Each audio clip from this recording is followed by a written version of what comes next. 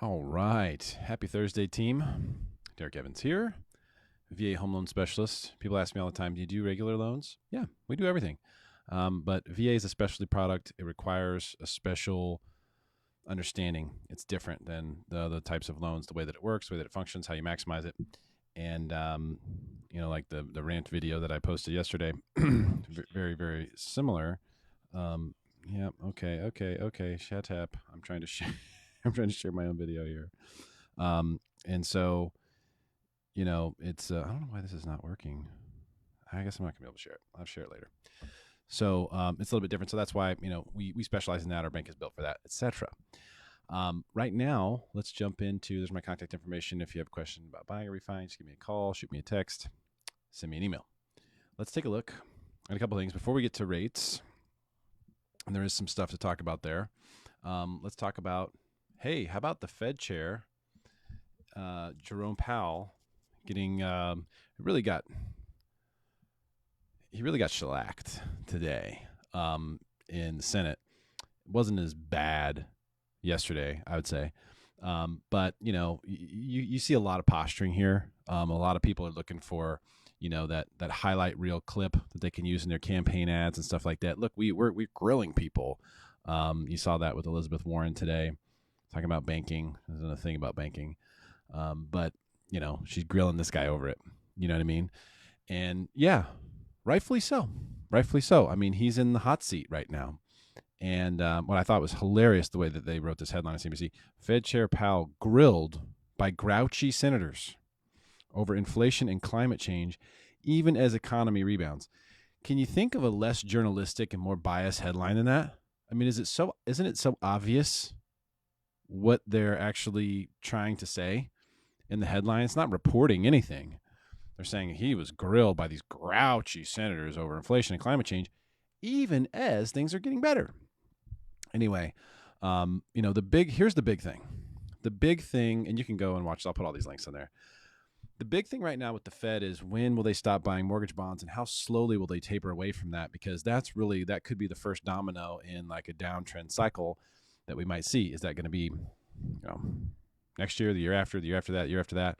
If they taper slowly enough, you may not feel it as much. And that's, that'd be a good thing. There's a few different things I wanted to mention today before we look at the charts, and I'm just going to go through these. We'll take a look at the markets really, really, really quick, just because I always do that. Relatively flat in stocks today, which is interesting because you had some very good numbers today as far as earnings were concerned. And oil's taking a slide. We were up almost to $75, now down to 71.5. It's not a straight line to 100. I hope you didn't think that's what I meant, but that I do think we'll get there to at least 90. Gold trickling up above 1,800 now, and crypto struggling in that lower 30,000 to 40,000 range, which is where I expect it to be for a while. Before it makes its next move, it's going to break out one way or the other. Breaks out higher, you're going to see 50,000 before you know it. Breaks out lower, you're going to see 20,000 before you know it. There's a lot of velocity in either direction, but it looks like there's accumulation going on, so I would expect it to go higher. Okay, here's one thing too. By the way, this inflation that's going on right now, and Janet Yellen today, in fact, she's talking right now, and you can see they're posting a breaking. She says that the Federal Reserve has done a good job under Powell. What was she going to say? Come on. But she's testifying right now, and we'll talk about what she said about inflation here in just a second, and how that sort of all correlates into what's going on with real estate investments, overall inflation, cash is trash. What do you do? We had a conversation with, the last few days had some really good ones. I was talking to somebody, and we were basically just talking about, okay, when COVID hit, that was a catastrophe. And what happened was people ran to real estate. What does that tell you? That tells you that when a catastrophe takes place, people as en masse felt that real estate was the safe place to be. In the past, that might have been something else. It could have been bonds. It could have been gold. Could have been something else. Maybe it was crypto at one point. I don't know. But real estate, we haven't seen such a flight to real estate before. So that tells you that the overall psychology of everyone, not just in San Diego, but all over the country, everyone believes that real estate is safe. Now, that's a safe long-term investment. That's a safe place to park money. And if you look at the chart, historically speaking, they're right. Real estate's done nothing but gone up over the course of time.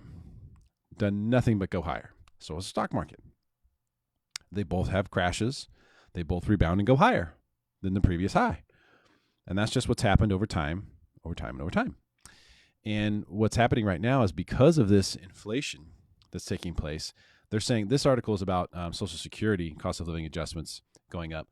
But let me tell you, if you're active duty in the military, basic allowances for housing, we're going to see a huge increase. I don't know the exact date that takes place, but the next evaluation on that, the word is already out that there's going to be huge increases to BAH coming. How cool is that? Like, especially if you had like been, kicking around the idea, should we buy a house? Should we not? Let's say a year and a half ago, 2 years ago, and you went ahead and pulled the trigger. I wonder if you could hear that, because I couldn't.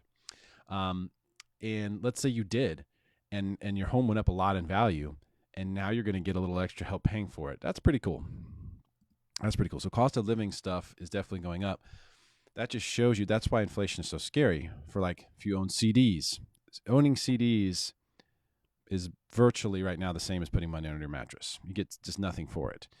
And, if you're seeing cost of living increases and adjustments happening, we're going to see loan limit increases as well. We saw a big one this year. I think we'll get another one next year. And that's for conventional FHA. VA doesn't have one unless you're in partial entitlement. So, I think we'll see those as well. And what they're projecting here for Social Security was 6.1%. What I'm hearing for BAH is bigger than that. So we'll see. But keep that in mind if you're active duty.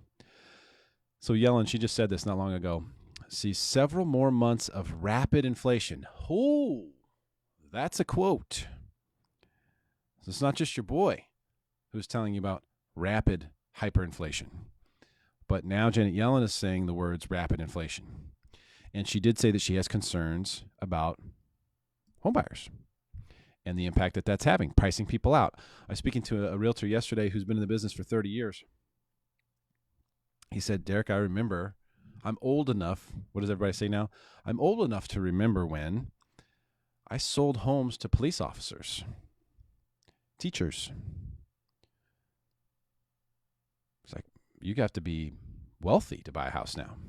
You have to be extremely well off, have a big inheritance, something. You can't just be a regular servant of the community making a normal wage, average, let's say, wage for the area, and buy a house. It's like, just doesn't happen, doesn't exist. And he's right, and that's a tough thing about being in a high cost market like San Diego. That's a tough thing around the country. I think that, to me, you can't control the real estate values, but you can't control how much some of these people are paid. Police officers are not paid enough. Nurses are not paid enough. Even the traveling nurses, you look at those, they're making great money. Look what they're going through. There's a lot of people, teachers, don't get paid enough. There's a lot of people who don't get paid enough. There's no doubt about that, and that's a whole separate issue. But then it gets exacerbated by inflation, what I'm going to call hyperinflation right now that we're seeing, not just in real estate, but in many, many things. I would highly recommend checking out. This is what the guy looks like, Gundlach, Jeffrey. Go ahead and listen to his entire interview on CNBC today. Actually, very, very, very good stuff. And he says that the dollar is doomed over the long term because of the rising U.S. deficit. And he's right. He's right. And that's a complicated thing to understand. But essentially, think about it like this. You're building up a debt, which you pay back in something that you are devaluing. You know what I mean? You're devaluing the dollar every time you print. So that causes issues. There almost has to be a go-between, and you can't just pay it in a dollar. You need to convert it almost to something else, and that dooms a currency. So the dollar is definitely in trouble with all the printing and the misuse. Can you imagine? I had this thought today. Can you imagine what society would be like if government was efficient with tax money? Can you picture that? Can you picture what society would be like if the government was just mildly efficient with tax dollars? How different would it be? I mean, I picture like driving a car and being like a pothole spotted, and then some drone comes and fills it in. That's what I'm seeing. But anyhow, he's right. The U.S. deficit is a problem. Mismanagement of money by government is a problem, and there will be consequences. I fear they will probably be for our children, maybe our grandchildren. And so that's why we've got to set them up. We got to make sure that we buy real estate because they probably won't be able to. I'm not saying it to scare. I'm just telling you the truth, what's going on. They probably won't be able to buy real estate. Just go get a job and buy real estate, pay off their student loans. That's not going to happen. So you got to save money for them to help them with college costs, so you don't have to do it when they're actually in college. Invest it early. $300 a month is what I do for my kids every month from the day they're born. That's all you need. Ends up being plenty. Well, we'll see. Rising costs, right? And you got to buy real estate, something that you can give to them, even if it's land. Even if you're just, oh man, we could buy a piece of land, I guess, maybe over here. We can't afford a whole house, raw land, whatever. Get a piece of ground. Buy something that you can give to your kids because they are going to have a hard time buying a house. I'm just telling you. Powell, in his testimony today to the grouchy senators, he said the Fed is still a ways off from altering policy, expects inflation to moderate. Interesting. Now, what does he mean by that? And this is where we have to unpack. So the chairman of the Federal Reserve is telling us that he expects inflation to moderate. There's two possibilities there. Number one, he's lying or wrong, right? One of those two. Or he's telling you that a crash is coming. Remember when the Fed came out and actually said, hey, we expect assets to decrease in value a lot. Everyone should be prepared for that. You remember that? I made a whole video about it. I've never heard the Fed say that before. It was almost like they were predicting a market crash. And I predicted that it was going to be in stocks. It may have been crypto. They said stocks. They said expect assets like stocks and others to be cut. Crypto is the only thing that's really crashed since. And we knew something had to give. So crypto gave. So I think stocks are next. And real estate will be a function of stocks getting smashed. If real estate slows down significantly, or we experience some sort of a crash, which would be like a 20 to 25% correction in price, you're going to see that I think it's going to be stocks that have to fall first. Right now, everyone's pretty fat and happy. Your retirement account looks really nice. That's a nice fallback. That's a nice piece of information for people to have when they're going out and they're buying a house and they think, man, we're paying a lot for this. We're buying here at a pretty high point. But at least we have the retirement account to fall back on. If everything goes wrong, we've got that. If that gets cut in half or by a third or something like that, it could change. The sentiment, the mentality of home buyers could change. We'll see. We'll see. That's one of the concerns I have. I mean, there's always concerns. You should always be looking at what is the downside potential for what we're talking about. What's the downside potential? And the further we go up, the more downside potential there is in the short term, right? The faster we go up, the more quickly it can happen. So right now, here, let me get up my drawing tool. So if I were going to say, like, all right, so I'm red, and that'll work. So if this is the trend line of real estate, and this is kind of what it looks like over time, right? And we have a moment in the market where we spike up to here on this trend line, it's totally reasonable to expect that we should pull back to that trend line. Because when you zoom in on this trend line, what you see is lots of ups and downs along the way, right? And then just, hey, this is just the trend. Sometimes we break it, we come back, but this is just sort of the direction that we're trending.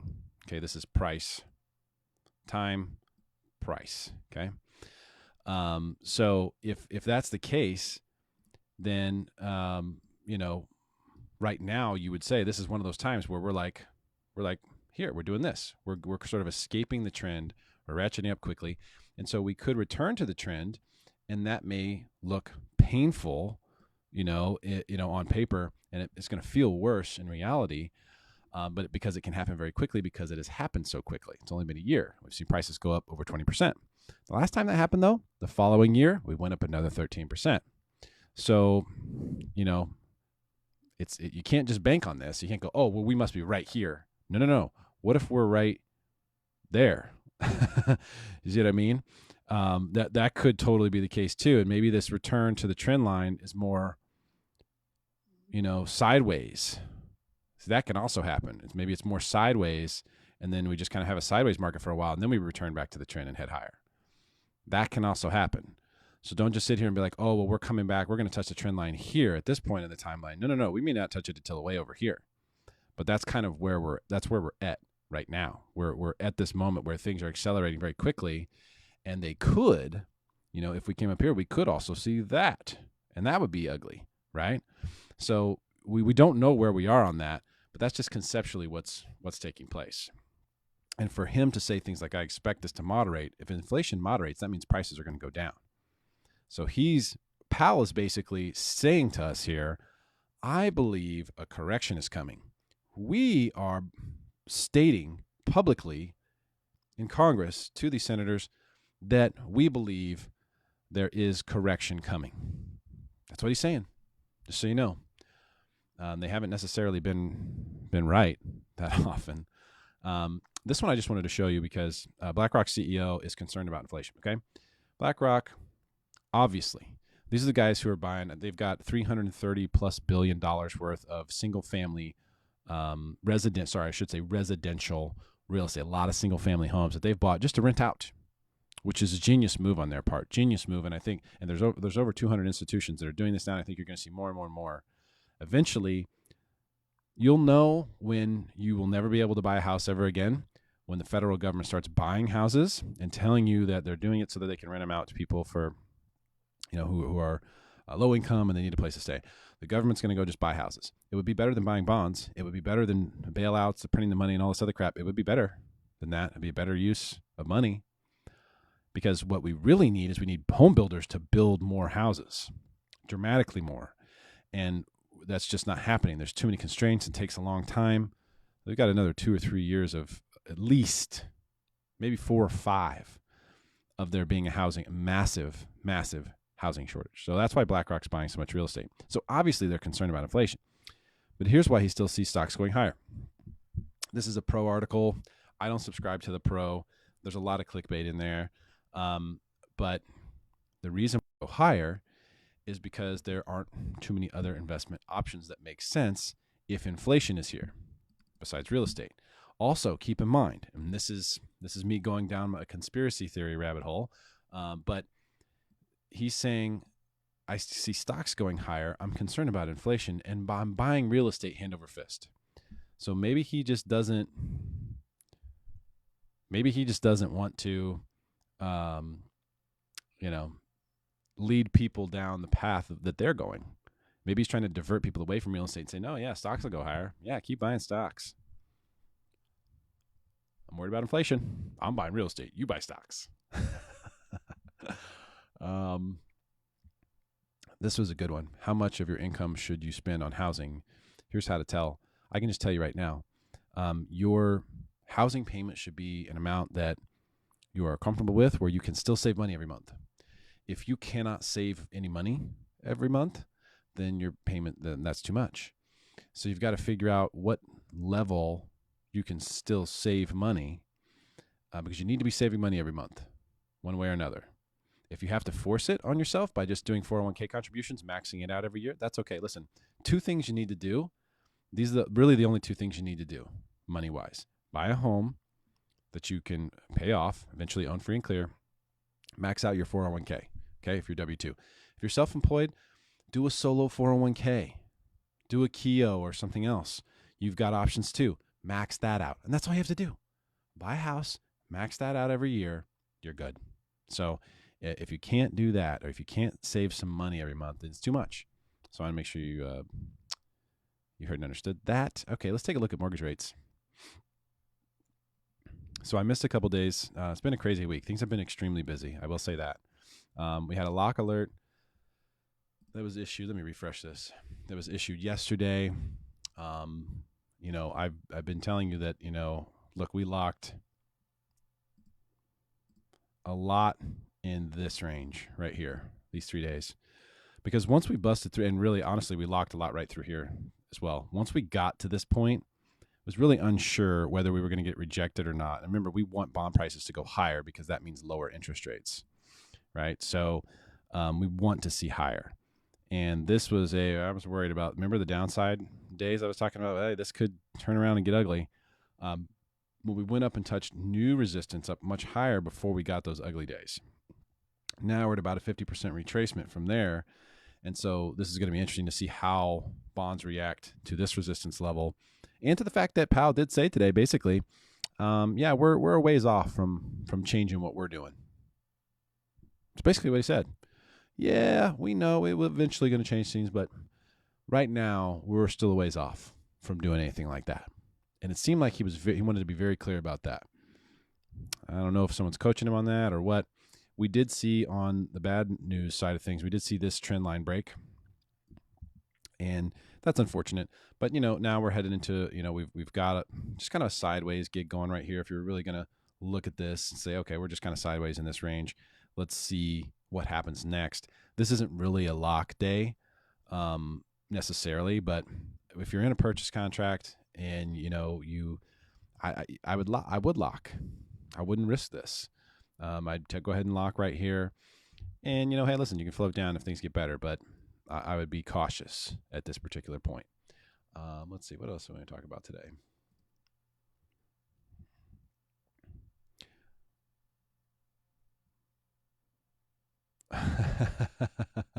This is from earlier. Sorry, I missed it. Brandon, what's up, brother? He said he heard the gunshot. Good. Okay, cool. I guess I must have my stuff off or whatever, but so I can't hear it, but you guys can hear it. That's great. I do have some sound effects. I try to keep it fun. I missed the radio days, missed the radio show. But we've got the studio back up and running. We're building out the podcast studio, so you're going to see me in there a lot more. We just shot some stuff this week. There's going to be more stuff coming out on that. I just want to keep people abreast of what's going on, because what's happening right now, mark my words on this, we're going to look at this in the future, this period of time right now, coronavirus and the market that ensued. And it's going to be a historical market. I mean, we're going to be talking about it for years and years and years to come.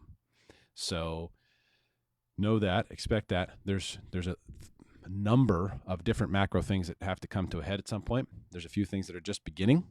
I think real estate's one of them. Make sure you own it. If you don't have a plan to own it, then you need to have a plan to own it. Plain and simple. So give me a call, shoot me a text, send me an email. If you want to create a plan, I will make sure that you know what you're getting into and how to have a step-by-step process in place to make sure that you can own some real estate. Buy some real estate that you would be able to give to your children. That is an important way to look at it now.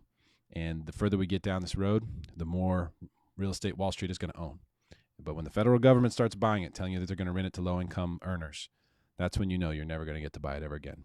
The days are almost over. And I hope we don't see those days in my lifetime. It'll break my heart.